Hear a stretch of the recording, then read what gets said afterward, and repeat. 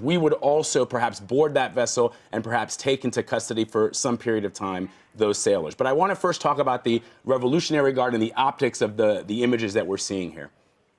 Yeah, the optics are awful because it in some ways is symbolic of the way that some in the region, in particular our Saudi allies, UAE and others, have felt that the U.S. is really not sort of projected force and strength in the region. And this image actually will play into that narrative in that sense that the U.S.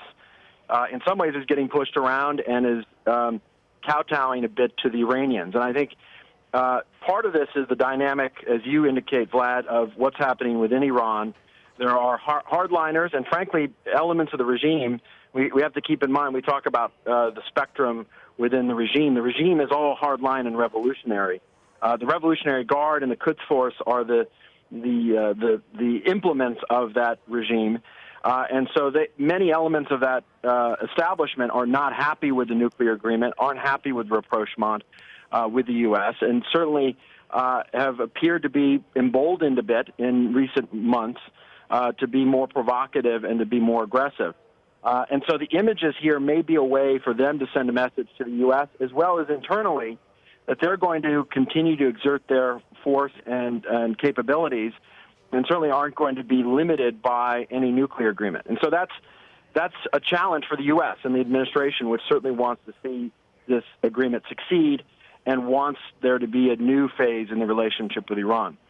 On your second point, it's a very good question, and I think you heard this from the Secretary of State and the State Department last night, which is to say, look, it's not unreasonable for a country to take into custody naval forces that are in their territorial waters, at a minimum to investigate, but certainly if there's a sense of threat to mitigate that threat by taking the sailors captive. There are maritime procedures, obviously, for how these types of incidents are handled. There's notification procedures. There's attempts other than boarding a vessel or even taking people into custody and taking them on land. But I think regardless, this will be seen, especially with the video, as a provocative act, regardless of whether or not it was justified under maritime practices.